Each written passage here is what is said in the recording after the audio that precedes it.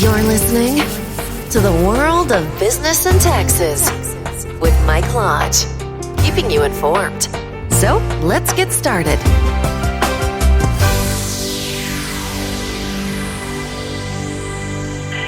And welcome to another podcast of the WBT. This is Michael Lodge. And today we're going to talk about mistakes that entrepreneurs make. Well, not really the mistakes, but the lessons that you've learned from your mistakes. And the four mistakes determined entrepreneurs never really make twice. So, one is that they always set boundaries. And that's very important, that you always set boundaries on your customers, on your employees, and everything else and everybody else that you deal with in your business. No isn't always an easy word to say, especially to your customers. And we all know that. It's hard to say no to our customers, but sometimes you have to, and sometimes you have to fire them. We live in a world where businesses put their customers on the pedestal. Entrepreneurs learn that the customer is king, and no wonder they feel obligated to indulge unreasonable customer demands. That's why it's important to set boundaries for your customers.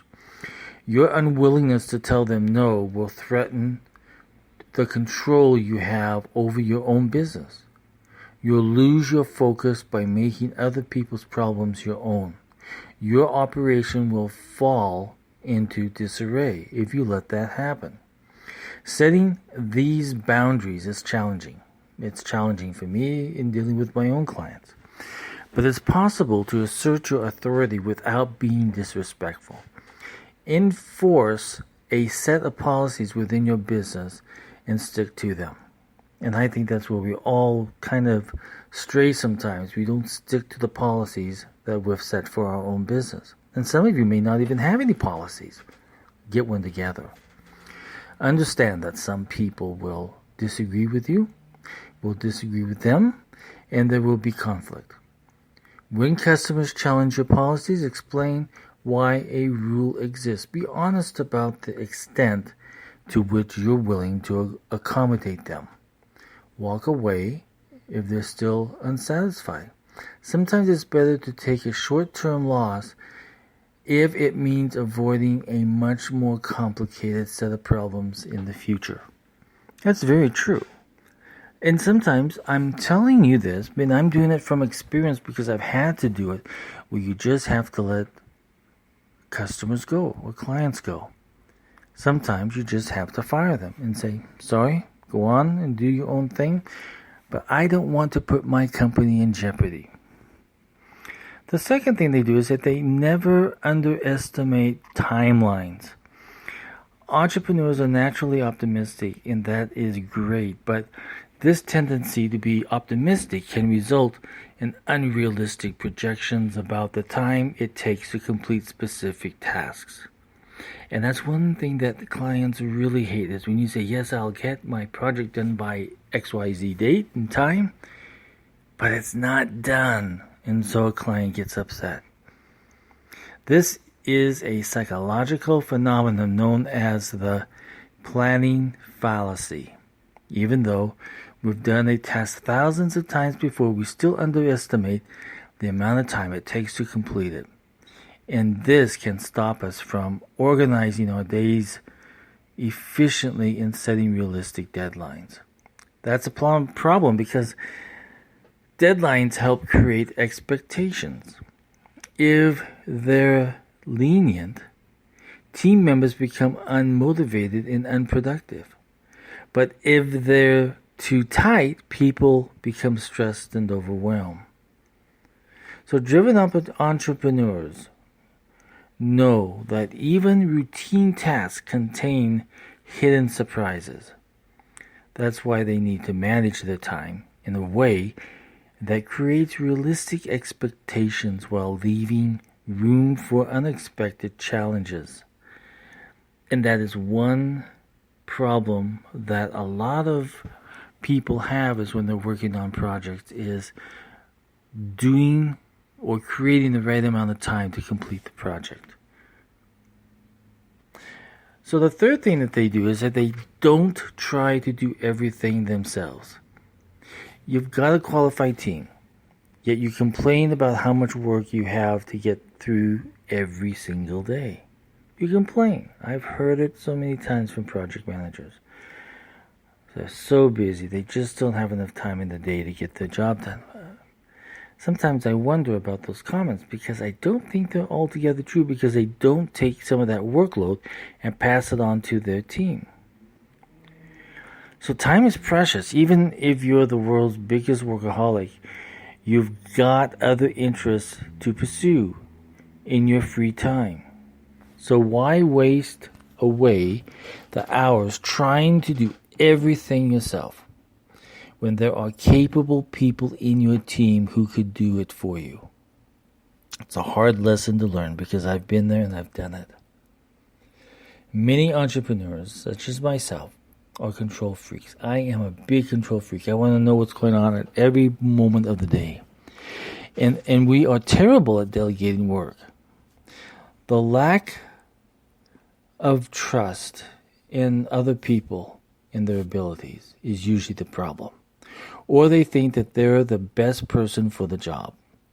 And that they might, and the issue is that they might be true.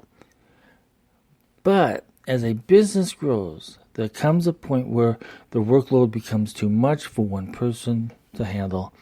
During this stage, the most important task as a leader is teaching your team how to think and ask questions for themselves. You need to set expectations and objectives, but your team members need to be autonomous so that you are not micromanaging them. Failing to delegate will cause your business to stagnate and put unnecessary stress on your shoulders. And that stress always carries forward to your home if you don't control how you're delegating your work. Number 4 is that they avoid making enemies. Competitors are not your enemies. If you focus all your energy trying to beat them, you'll lose sight of what matters in your business, making customers happy. Now, that doesn't mean you should ignore industry trends and live in a bubble.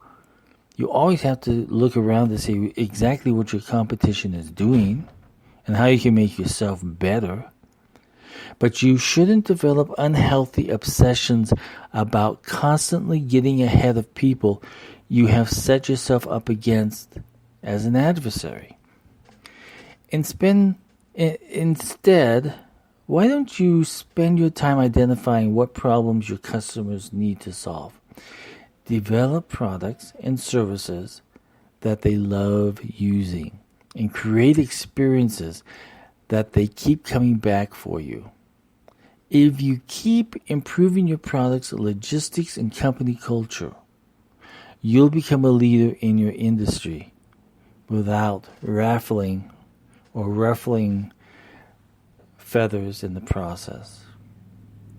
So these are some things that entrepreneurs that they've learned about and they need to improve on and they need to focus on. So let's go over it one more time, okay? We're going to go over it. And the first one was they always set boundaries. 2, they never underestimate timelines. 3, they don't try to do everything themselves. 4, they avoid making enemies. And those are the 4 items that entrepreneurs need to focus on. I know it's hard to give up your workload to other people because you think that you can do it better than anybody else. You've got to stop thinking that. And I know it's easy to look at your competition as the enemy, but stop.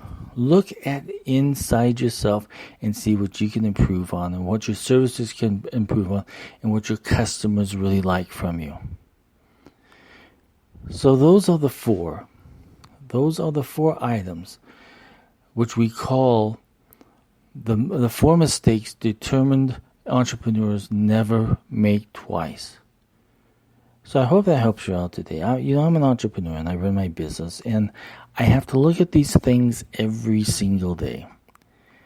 because I become so focused on getting things done that I forget that I have a team sometimes, and I need to bring them in and let them do my job and create it so that it's their job. That is the part of being an entrepreneur, is being creative in how you're using your employees and how you're looking at your competition and how you're dealing with your customers. It happens every single day. It's an ongoing process that we have to comply with if we want to be entrepreneurs. So that's it for today. This podcast has been brought to you by Lodge & Company, which is a business advisory and tax firm.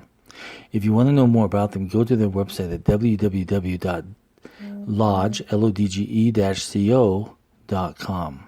If you want to hear all of our podcasts, they are located at www.wbtpod.com. We have all of our podcasts. We have all of our articles that we write every single day on tax issues and business issues. It's all there.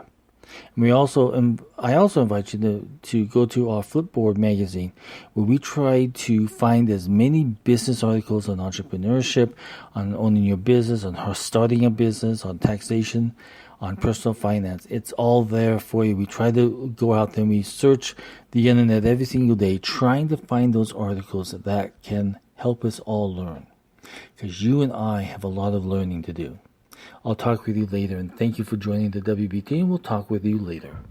Thank you for listening. Join us again tomorrow. Stay informed with the world of business and taxes with Mike Lodge. Have a great day.